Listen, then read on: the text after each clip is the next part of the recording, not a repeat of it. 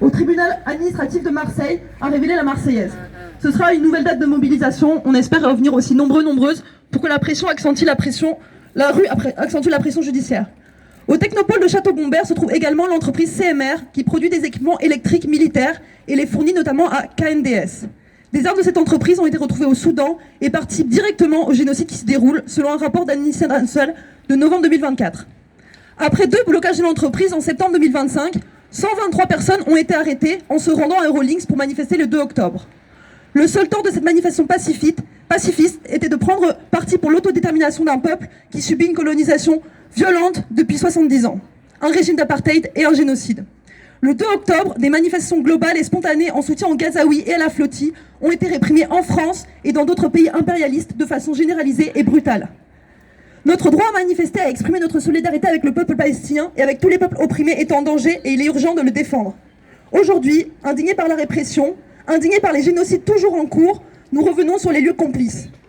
Pour défendre le droit de manifester et faire face à la répression de l'État français, continuer à dénoncer la complicité d'Eurolinks avec le génocide à Gaza et exiger l'arrêt immédiat de tous ces contrats avec les entreprises israéliennes. Dénoncer la complicité de CMR avec le génocide au Soudan, exiger un embargo complet sur les armes à destination de pays génocidaires, notamment Israël et le Soudan, que ce soit des ventes d'entreprises françaises ou par transit dans des ports français. Exprimer une nouvelle fois notre solidarité avec le peuple palestinien et alerter sur la poursuite de la colonisation et du génocide malgré le prétendu cessez-le-feu.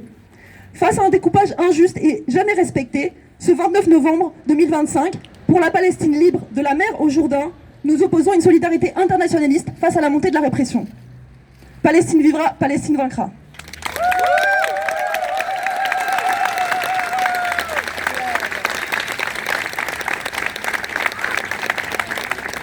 On va vous lire des conseils juridiques pour cette manifestation qui n'est pas déclarée.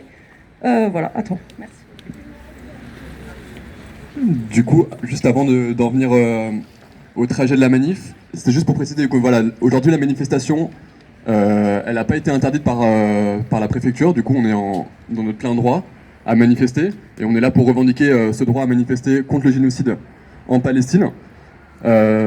Pour juste préciser, donc, ce qui nous paraît important, c'est de se dire que on va partir tous ensemble, on va rester groupés et on va revenir tous ensemble au métro La Rose de manière groupée. On va vraiment faire prendre soin des uns et des autres et chercher à qu'il n'y ait personne qui soit isolé. C'est à ce moment-là où il va y avoir éventuellement des petites complications. Pour préciser, du coup, aujourd'hui, si jamais il y a un problème avec la police, il y a une avocat qui s'appelle Emeline Jules qui est disponible voilà, pour intervenir et qui est en lien avec la Legal Team. Je peux juste rappeler rapidement le numéro de la Legal Team à Marseille qui fait ce travail voilà, de anti-répression et voilà, pour mettre en lien les personnes qui auraient des soucis juridiques avec leurs avocats très compétents et compétentes.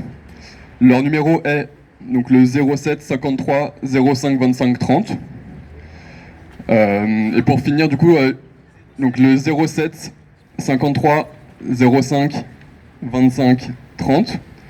Pour finir, du coup, il y a des personnes qui ont été désignées pour faire le lien avec du coup la police du coup aujourd'hui.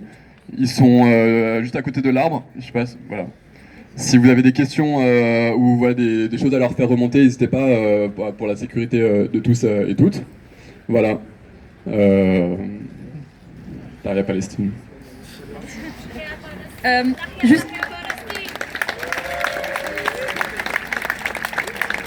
J'ai un dernier mot à dire, donc je vais introduire une camarade qui, je ne sais pas si vous avez entendu parler, mais elle a marché de Paris jusqu'à Marseille. Et là, elle vient d'arriver à Marseille, donc je vais lui laisser dire un petit mot et après on pourra tous et toutes partir ensemble. Merci beaucoup.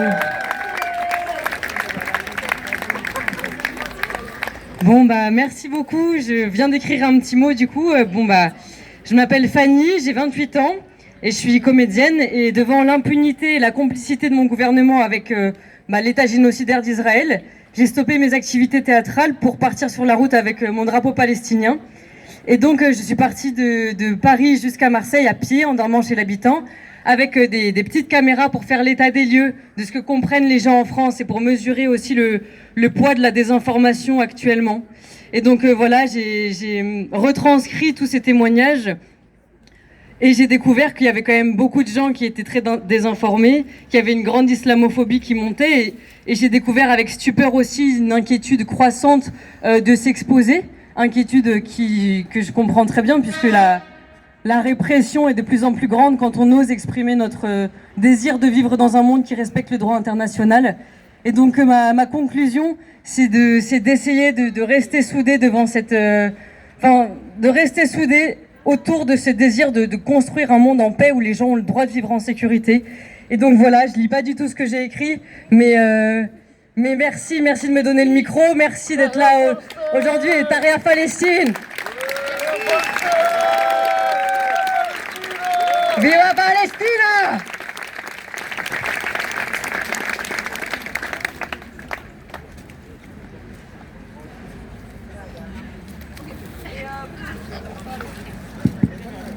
Ouais.